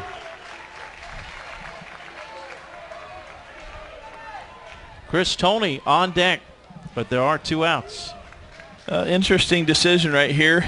Does he throw the backdoor curveball, trying to sneak a strikeout in here, or does he go inside with a breaking ball and try to drop it underneath his hands, or does he make him chase a fastball out of the zone? The 2-2 pitch. There's the fastball. That one's nice hit to play. Shortstop who throws to third. They tag out the base runner, and the inning is over. Now here's a decision. Was that run plated before that tag was made at third? I have a feeling the run. No, he says it was not. He did not play pass the bag in time. There's a good lesson for all youngsters. If you're running the bases with 2 outs, don't assume you're going to be safe just by trotting in home. You got to hustle. So the Eagles do plate a run on 3 hits. There were no errors, and 1 was left on base. We head to the top of the 6th inning. 4-2. Venice out in front here in the 7A title game.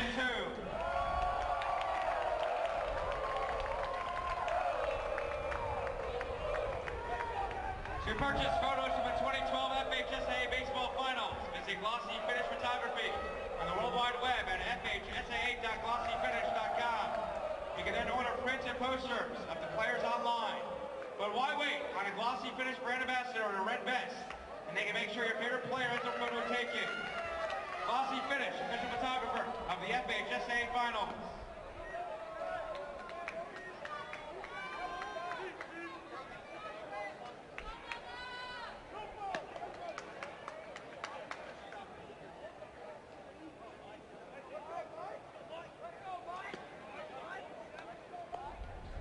Now pitching for the Eagles, number 16, Chris Toney.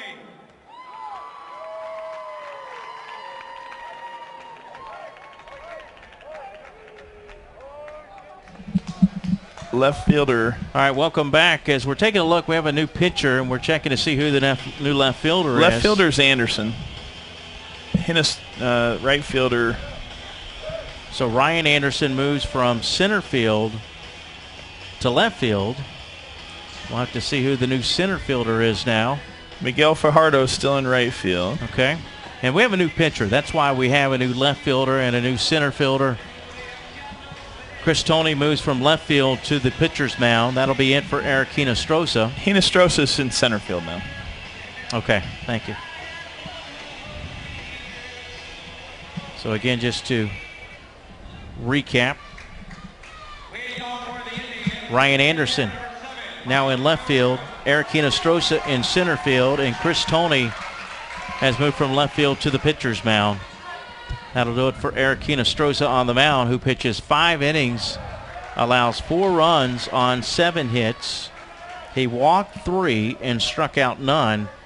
Bottom third of the order for Venice here in the top of the 6th inning. Mike Iorio leading things off. And after a ball, he takes a strike to even the count at 1-1. Toney being pressed into extra service as well. Pitched full 7 innings yesterday. Complete game 2 hitter. He allowed 4 runs, but they were all unearned. He walked 2 and struck out 3 and got the win yesterday. 1-2 now to Iorio. The 1-2 pitch inside with the fastball just missed the corner. 2-2.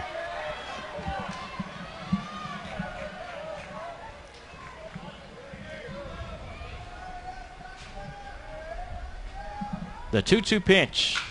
Line drive into center field. A little low line drive for a base hit. First hit of the game for Mike Iorio.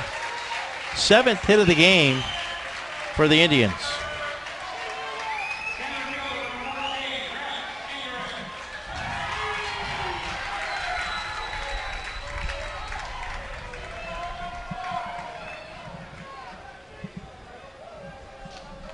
Scoreboard has 8 hits. I've got 7 as this one's bunted. Catcher will barehand it and throws to first. They called him safe because they said Gittens came off the bag.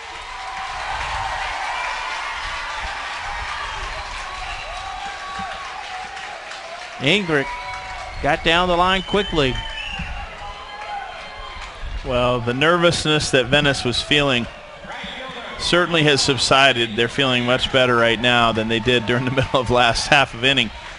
But the feeling over on the Brandon side is getting to be one of fear and regret. The aggressive base running blunder took them out of the inning there. It will be an error on the catcher, Sass. Here's Danny Rayner, junior right fielder, a sac bunt and a fielder's choice. First pitch is taken for a ball. First and second, nobody out for Venice. Top of the order on deck here in the top of the 6th inning. They lead 4-2. Trying to get that run back as the next pitch is bunted to the left side. Only one play for Tony. That's to first. Close, but in time.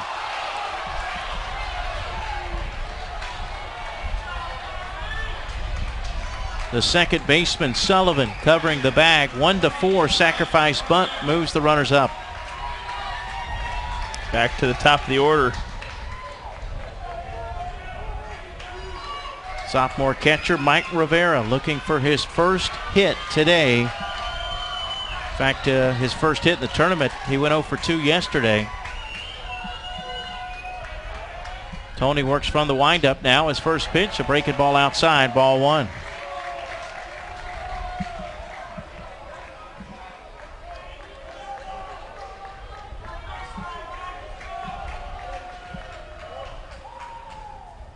One-oh pitch.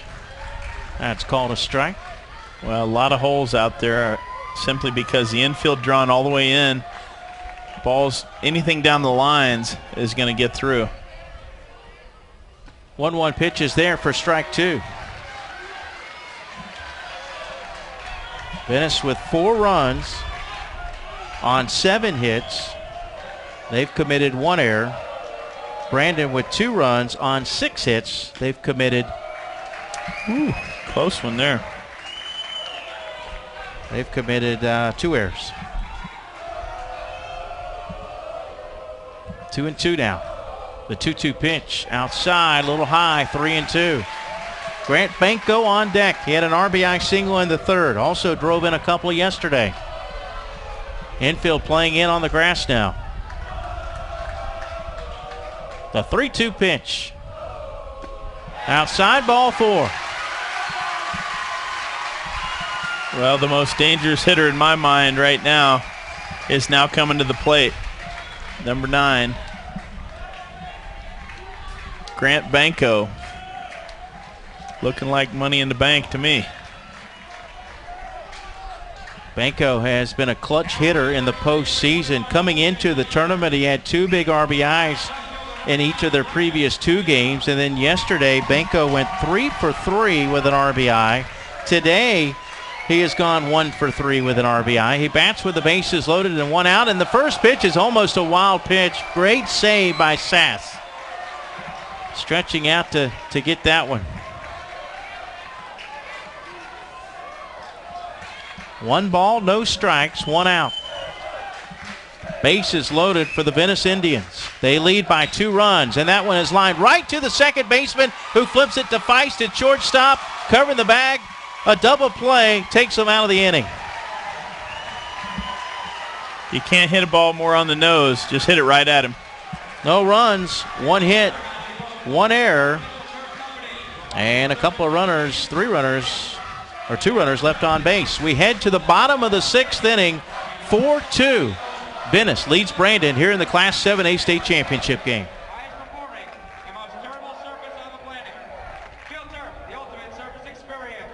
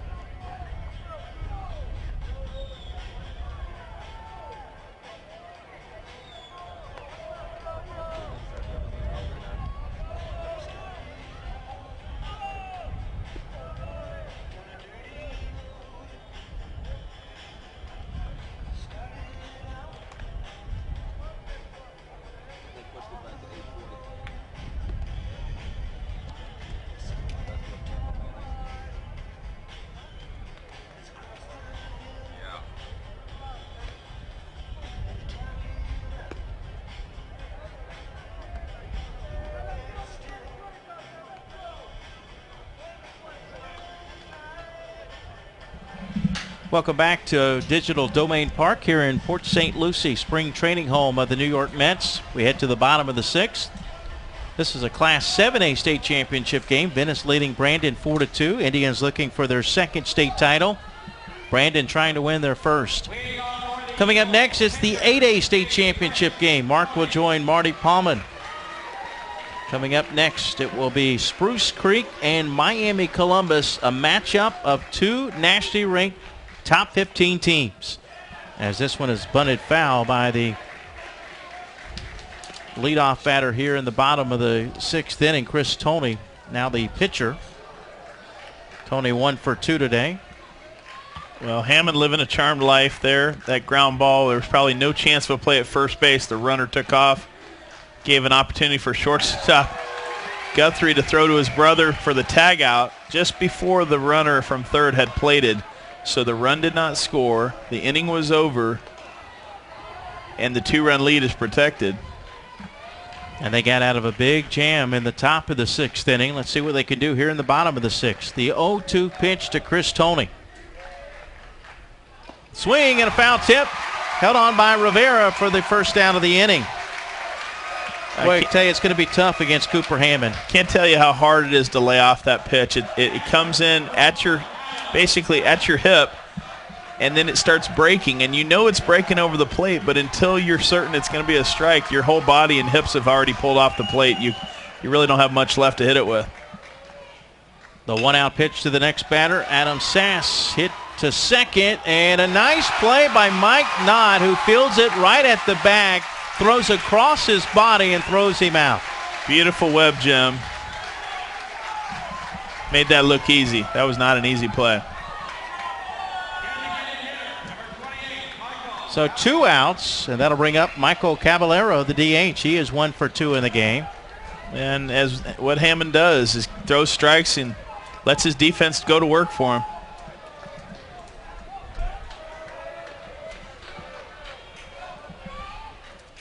First pitch is grounded to the right side. Takes a bad hop at the last moment on Longy and goes into right field. That's going to be a base hit.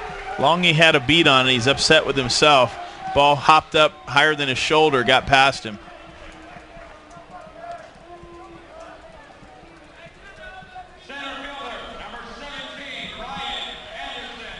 So the tying run at the plate, we're going to have a pinch runner. Brandon Wilborn. So Wilborn at first base with 2 outs for Ryan Anderson, the center fielder. Actually, Anderson started in center, now in left field. Reached on a fielder's choice in the 2nd, struck out swinging in the 5th.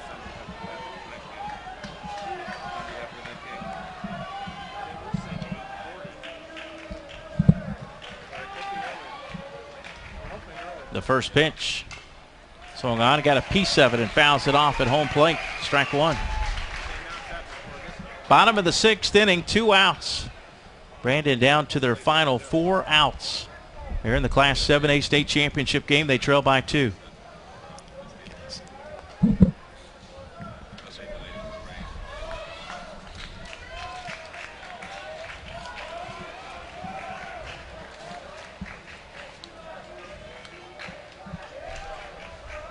The 0-1 pitch.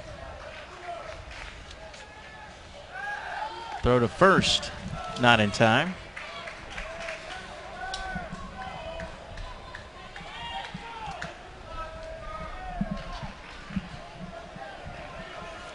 Cooper Hammond yesterday, 5 2/3, allowed 2 hits, no runs, walked none, and struck out 3. There goes the runner to second, hit and run. This one's hidden to the seats and out of play.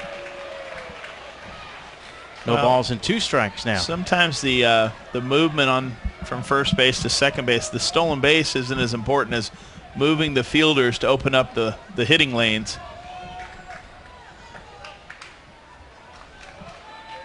See if he goes again. 0-2.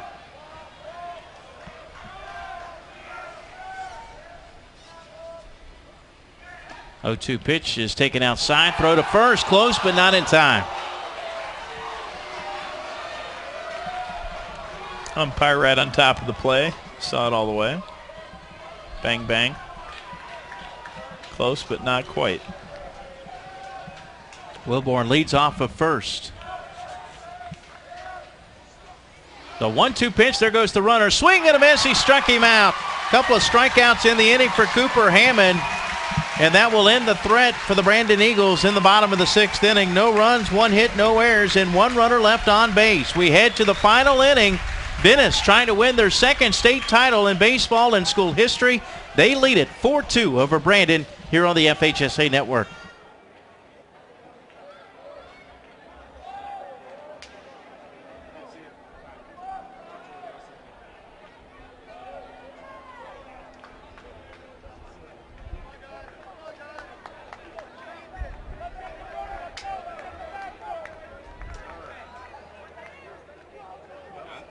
Yeah, I gotta go down and shoot. We shoot the players, a player from each team, saying the starting lineup for the broadcast. So we gotta get there now.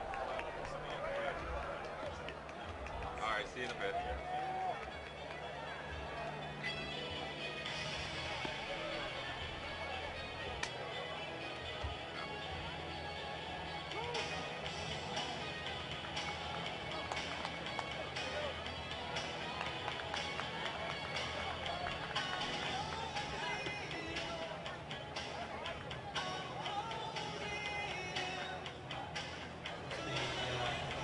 Venice Atlantic game? Yeah, that's what I was trying to, that when he was thinking of running, I was going to mention that, but I couldn't remember. So many games, they're all like, yeah. All right, welcome back as we head to the final inning. Top of the 7th here in Port St. Lucie. 4-2 Venice on top of Brandon. And the Indians will send up 3, 4, and 5 against Chris Toney. But before we get started, Adam Sass with an equipment problem. So he'll head over to the dugout as his face gear, he's going to have to get a new helmet. We talked about Adam Sass yesterday and the fact that, you know, he got kind of called into duty when Tyler Raymond tore his ACL prior to the 2011 season. And even though he had shortstop in his heart, he decided to catch, but Stahlbommer, his coach, said that he remembers when he first put the gear on that he kept complaining about the mask not feeling comfortable, and Stahlbommer said, I told him about he had 2.5 weeks to figure it out. Sleep in it if you have to. I wonder if he slept in it. There's a strike to Mike Knott, and quickly it's 0-2. Mott's made some fine plays during the game today. See if he can help his team out as well at the bat. He's actually looking for his first hit of the tournament. 0 for 3 yesterday, 0 for 3 today.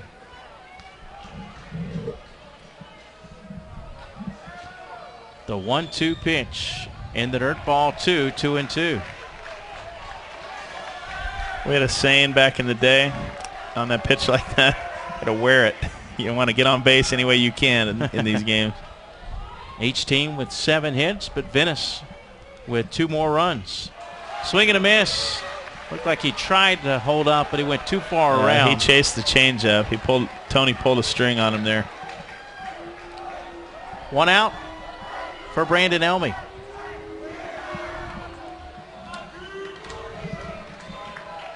Elmy did a fine job for 4+ innings on the mound. How many hits he have today? Elmy with 1 hit in his last at bat. He would like to get another one. Good breaking pitch. Across the plate, called a strike. 0-2. He gets a hit this time. He gets to run for himself. Doesn't get the courtesy runner. 0-2 pitch is grounded to third. Scooped up by Raymond. The throw is high and over the head of Gittens at first base. So Elmy is safe on the throwing error. 3rd error of the game by the Eagles. Well, Tyler Raymond didn't get his feet moving in the direction of the base. Kind of threw open with his shoulder faced toward second base instead of driving his throw through the bag, and the ball will sail on you when you do that. Well, Ryan Miller will come in and run for him after all. Well, late innings, he still has the re-entry option, so that's pretty good strategy by Coach Faulkner. Here's Nick Longy, junior first baseman, already committed to play for LSU.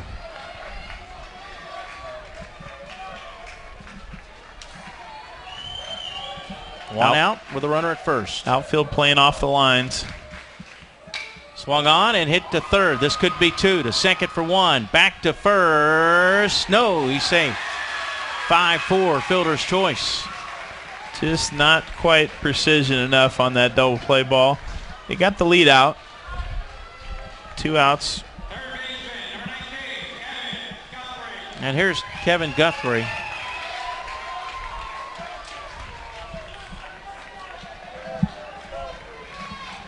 Well, Guthrie, the senior, likely his last at bat of his career, would like to end it on a high note. We haven't seen Guthrie throw, but on the mound he throws 85 to 87 with a slider and a decent change. A smart player who senses the game. The son of former major leaguer Mark Guthrie. He's going to play for Brown. He is signed with Brown University. He will play baseball there and major in economics. Well, when I said his career, I meant his Venice Indian career. Right. Certainly a talented young man, both in the classroom and on the field. No balls, 2 strikes, 2 outs. A runner at first, top of the 7th, 4-2 Venice. Class 7A championship game. Swung on down the line, third base side, knocked down by Raymond. He picks it up and has no throw. Raymond at the hot corner. 3 chances already in the last 3 balls hit. That will be a hit. And here's Mike Iorio, who singled his last at bat. Now Coach Faulkner announcing his runner that went in at second base. Checking his lineup card, saying, who do I need to get in the ball game here?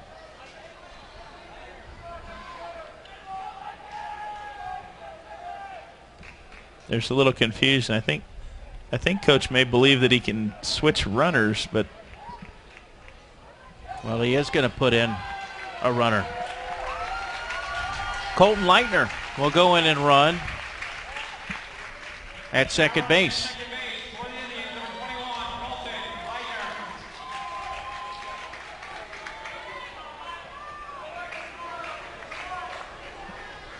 First and second for Venice, 2 outs here in the top of the 7th. Tony works from the stretch against Iorio. Timeout called at the last moment by Iorio.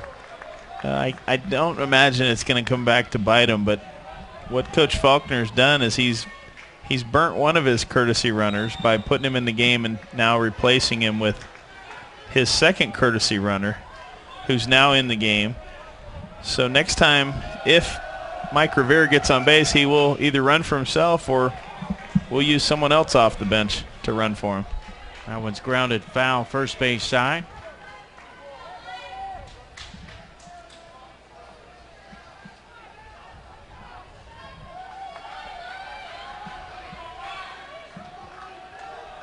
Iorio played cornerback on the football team. Takes the 1-1 pitch outside, ball 2.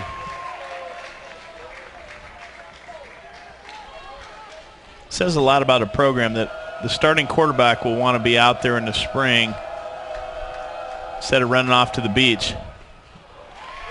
Swing and a miss, throw to second, close, not in time.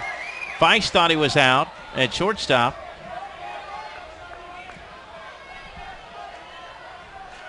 It gets pretty hot up there playing football in the spring. Those football kids don't get much of a break. Start in the summer, play their full football season. Start right into baseball. Doesn't give you much time for anything else. Swung on, he got a piece of it and fouled it off at home plate.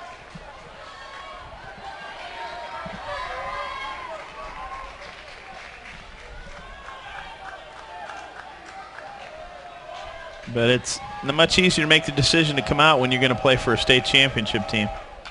Swung on and fouled back.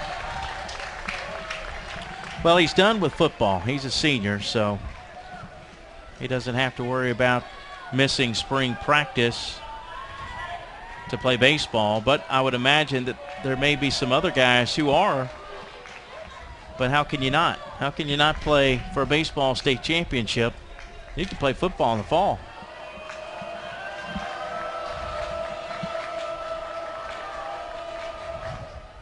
The next pitch is taken outside. Well, Iorio, another one that wants to end his Venice Indian career with a base hit. Looking for something to swing at right here. Count is full, 2 outs, 4-2 Venice. With 2 on here in the top of the 7th inning, looking for a big insurance run. Mike Iorio, the senior designated hitter at the plate, fouls this one back to the seats. Well, it's turned out to be a beautiful evening here in Port St. Lucie. The wind is blowing in, temperature at 86 degrees. We started about 45 minutes late, but now just beautiful weather. Some clouds in the sky, but a sunny day. The 2-2 pitch, swing and a miss. He struck him out. A couple of strikeouts in the inning for Chris Toney as he works out of a little bit of a jam. No runs, 1 hit. There was also an error, and 2 were left on base. Toney walking off slowly, kind of savoring the moment, I think, realizing that they're down to their last 3 outs. And Toney is senior, so he probably wants to savor it even more. You're right. 9 runners left on base by Venice, but they lead by 2 as we head to the bottom of the 7th. 8, 9, and 1 coming up for Brandon when we come back.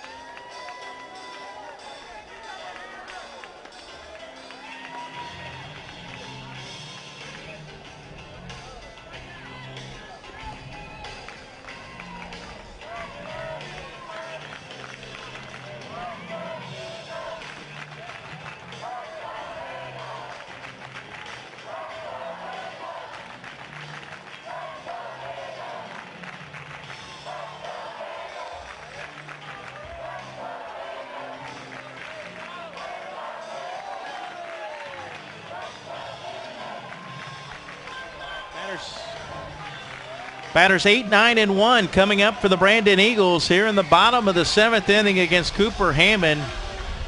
Hammond threw yesterday, got the win with 5 2/3 innings pitched, allowing only 2 hits and no runs. Jordan Feist will lead it off. Feist singled and scored in his last at bat. He's 1 for 2. They need 2 runs to tie. 4-2 Venice.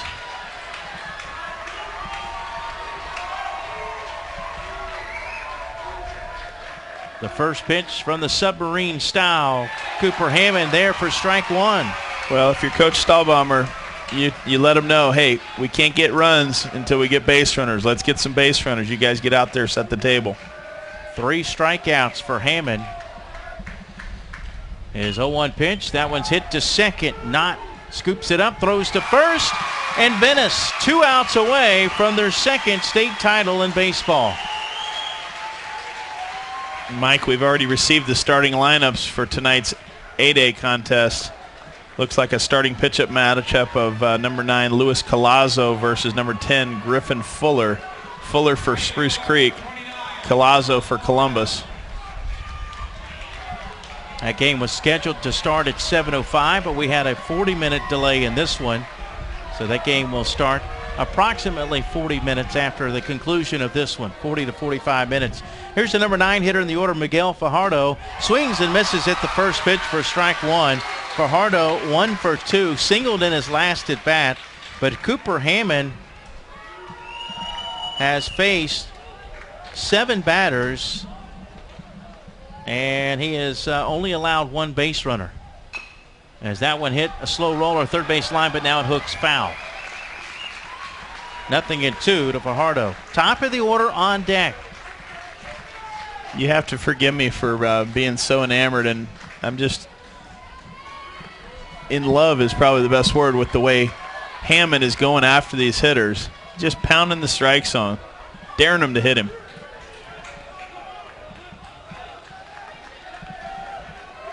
No balls, 2 strikes, 1 out. Nobody on base. Bottom of the 7th. 4-2. Venice leads Brandon in the Class 7A state championship game here in Port St. Lucie.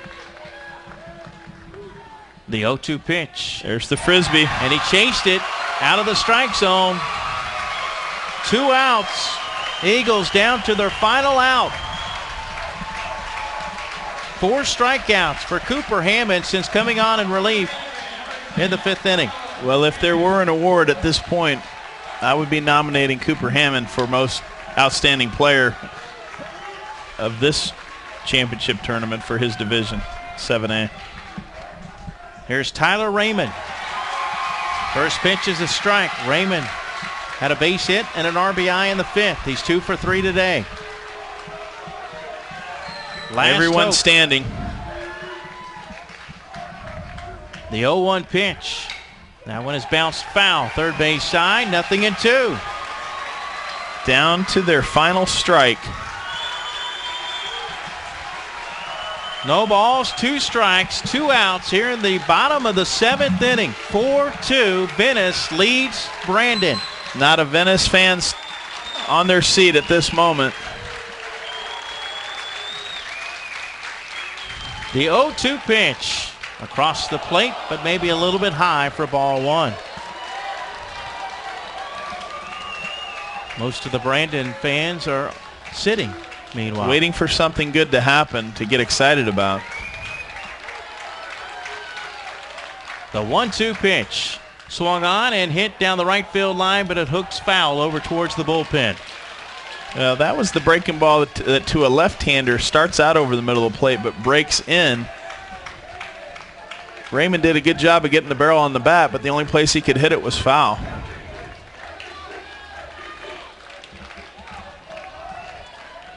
We'll do it again. The 1-2 pitch here in the 7th. Just missed the strike zone. Ball 2.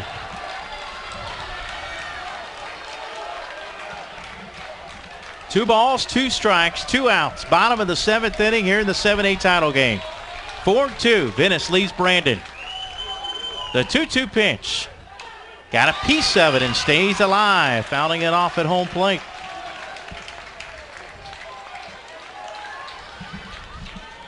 Raymond, a table setter, batting at the top of the order. No stranger to getting on base. The 2-2 pitch.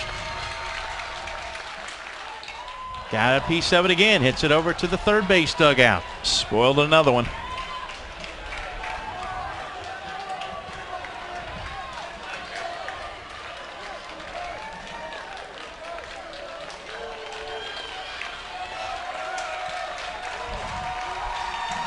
The 2-2 pitch. Hit right back to Hammond. Takes his time, throws to first, and the ball game is over. The Venice Indians are your 2012 Class 7A state baseball champions. Their 2nd state title in baseball. Congratulations to Coach Faulkner and all the Venice Indians out there. A 1-2-3 inning in the 7th. And how about Cooper Hammond and the job that he did coming in relief, not only today but yesterday as well. It was a great season for the Brandon Eagles, state runners-up at 20-9. Your Venice Indians are champions at 24-8. Your final line total: 4 runs, 8 hits, 1 error for Venice, 2 runs, 7 hits, 3 errors for the Brandon Eagles. If you would like to purchase a DVD copy of this game or any other broadcast, go to FHSAAsports.com.